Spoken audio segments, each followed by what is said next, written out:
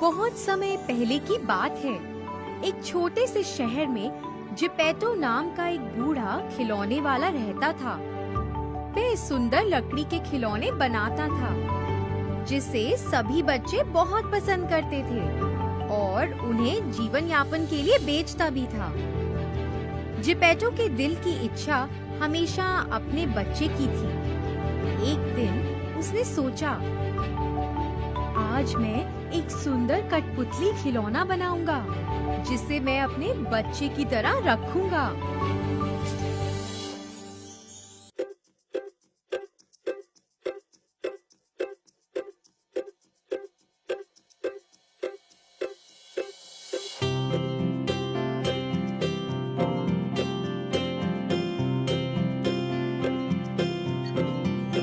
Geppetto ने अपने कलापूर्ण हाथों से एक बड़े लकड़ी के टुकड़े को तराशा और जल्द ही उसने उसे एक सुंदर दिखने वाले लड़के के रूप में आकार दिया।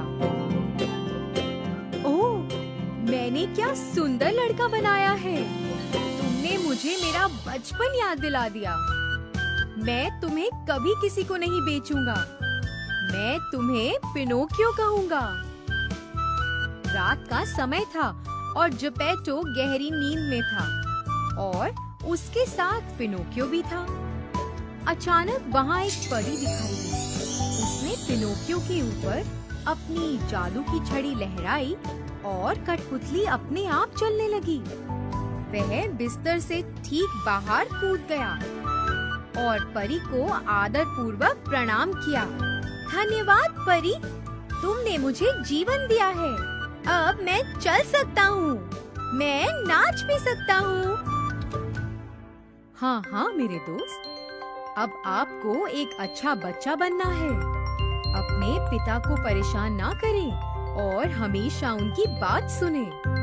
यदि आप खुद को एक अच्छा बच्चा साबित करते हैं, तो मैं आपको एक विशेष उपहार दूंगी। परी ने पिनोकियो को अपने पिता को सुबह आश्चर्यचकित करने के लिए कहा और फिर गायब हो गई। अगली सुबह जब जिपेटो उठा तो उसने देखा कि पिनोकियो उसे खड़ा देख रहा है और अपनी आँखों को झपका रहा है। मेरी कठपुतली जिंदा है, मेरा पिनोकियो जीवित है। मैं तो इतना खुश कभी भी नहीं था। जिपेटो और पिनोकियो एक साथ खुशी से रहने लगे। जल्द ही पिनोकियो स्कूल भी जाने लगा और पिनोकियो ने किताबें खरीदने के लिए अपने पिता से पैसे मांगे। जिपेटो के पास स्कूल की किताबें खरीदने के लिए पैसे नहीं थे, इसलिए उसने अपना एकमात्र कोट बेच दिया और पैसे पिनोकियो को दे दिए। पिनोकियो स्कूल के लिए निकला। सभी दुकानों और लोगों को देखकर वह बहुत खुश हुआ। अचानक उसने देखा कि आगे भीड़ जमा थी। वे सभी एक बड़े सर्कस तंबू के पास खड़े थे। दरवाजे पर एक विदूषक खड़ा था। पिनोकियो दरवाजे में घुसने ही वाला था कि विदूषक ने उसे रोका। पिनोकियो ने कुछ समय के लिए सोचा और अपने पिता द्वारा दिए गए धन को निकाल लिया। विदूषक ने उसे टिकट दी और पिनोकियो ने उत्साह के साथ तंबू में प्रवेश किया। एक जादूगर एक नृत्य दिखा रहा था और एक भालू एक साइकिल चला रहा था। पिनोकियो ये सब देखकर चकित था और फिर सर्कस मास्टर ने उसे देखा। ओह, ये तो एक जीवित कठपुतली है। मैं उसे पकड़कर अपने सर्कस में काम कराऊंगा। अब मुझे कठपुतलियों के नृत्य के लिए लोगों की आवश्यकता नहीं है। नृत्य खत्म होते ही उसने पिनोकियो को बाहर निकलने से रोक दिया।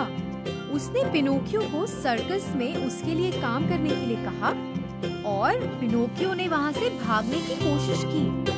मुझे जाने दो, मुझे स्कूल जाना है। फिर तुम स्कूल जाने की बजाय यहाँ क्यों आए? पिनोकियो ने सर्कस मास्टर को बताया कि वो अपनी गलती के लिए शर्मिंदा है और उसने अपने पिता से झूठ भी बोला था। सर्कस मास्टर ने उसे फिर से झूठ ना बोलने की चेतावनी दी, उसे 5 सिक्के दिए और उसे अपने रास्ते पर भेज दिया। जब पिनोकियो अपने रास्ते पर था, एक चालाक बिल्ली और लालची लोमड़ी ने पिनोकियो के हाथों में सिक्के देखे और उसे रोक लिया। उनके पास एक बुरी योजना थी और उन्होंने उसे यह कहकर फुसला लिया कि उनके पास उसके लिए स्वादिष्ट पकवान है। पिनोकियो वह पकवान खाना चाहता था, इसलिए उसने फिर से अपने पिता की आज्ञा नहीं मानी और उनका पीछा करना शुरू कर दिया। लेकिन पकवान खिलाने के बजाय वे दोनों उसे एक गड्ढे में ले गए। उन दोनों ने उसके सिक्के ले लिए और उन्हें रोकने की कोशिश में पिनोकियो गड्ढे में गिर गया। अरे, मैंने क्या कर दिया? मुझे गलत लोगों पर विश्वास नहीं करना चाहिए था। मैंने अपने पिता की बात नहीं मानी, इसलिए बिल्ली और लोमड़ी ने मुझे बेवकूफ बनाया।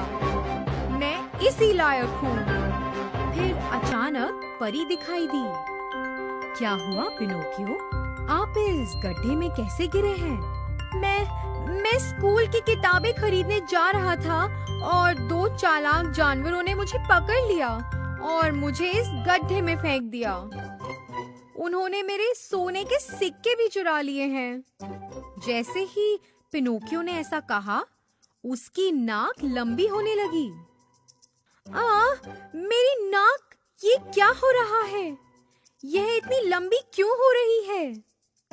ऐसा इसलिए है क्योंकि तुमने झूठ बोला था पिनोकियो।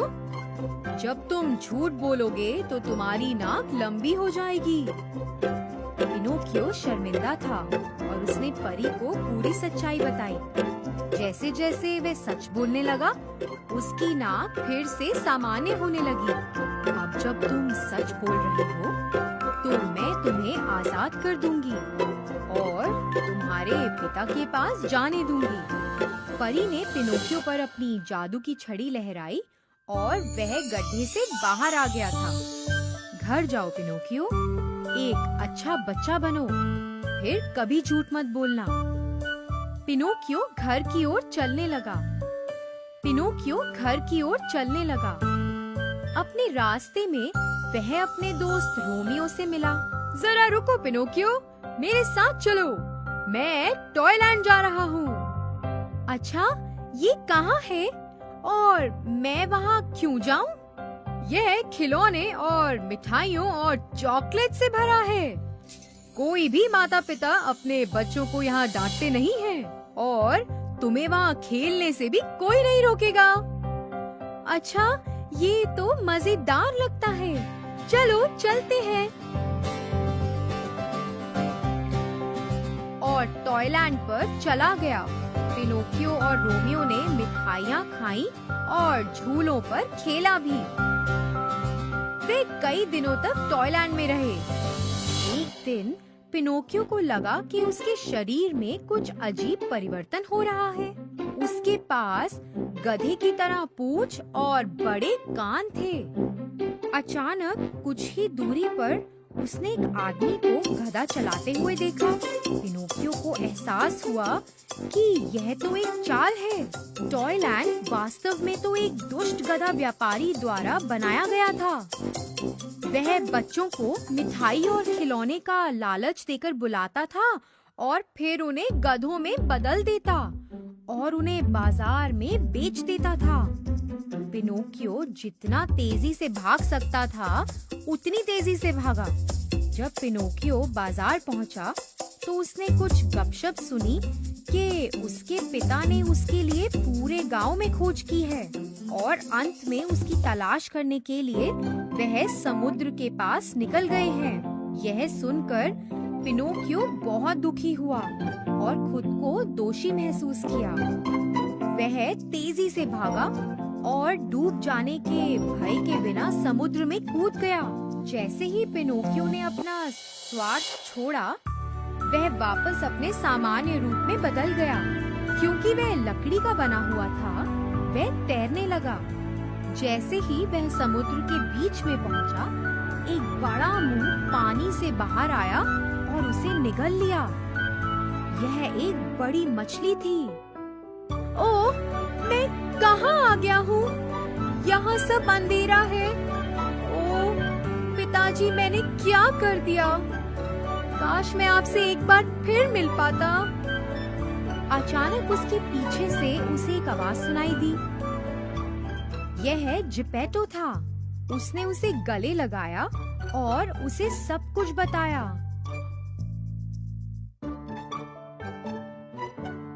और पिनोकियो ने उससे माफी भी मांगी। जिपेटो अपने बेटे को सुरक्षित पाकर बहुत खुश था। इसके बाद उन्होंने मछली के पेट में तैरते हुए लकड़ी के टुकड़ों को देखा। उन्होंने टुकड़ों को जलाने की योजना बनाई ताकि धुआं आ जाए और मछली खा सके। जब मछली ने उन्हें बाहर निकाला तो वे दोनों तैरकर किनारे पर आ गए। पिनोकियो, तुमने हमें बचा लिया। मैं आपका पुत्र हूँ। आपकी रक्षा करना मेरा कर्तव्य है पिताजी। उसी क्षण परी दिखाई दी। पिनोकियो, आखिरकार तुमने खुद को एक अच्छा बेटा साबित कर दिया है। तुमने अपने पिता को बचा लिया। जैसा कि मैंने पहले बताया था, मैं तुम्हें एक विशेष उपहार दूंगी। परी ने अपनी जादू की छड़ी पिनोकियो पर लहराई। ये क्या हो रहा है? कुछ धड़कने की आवाज आ रही है। ओह, मेरी त्वचा! मैं इंसान बन गया हूँ। ओह, मेरे पास दिल भी है। मेरा दिल धड़क रहा है। ओ परी, तुमने मुझे एक असली बेटा दिया है। आपकी दयालुता के लिए धन्यवाद। यह आपके अच्छे काम के लिए है। यदि आप अच्छे कर्म करते हैं तो ब्रह्मांड हमेशा आप पर अपना आशीर्वाद बरसाएगा। इसके बाद पिनोकियो और जिपेटो ने खुशी से अपना जीवन व्यतीत किया और उन्होंने बच्चों के लिए अधिक सुंदर खिलौने बनाए।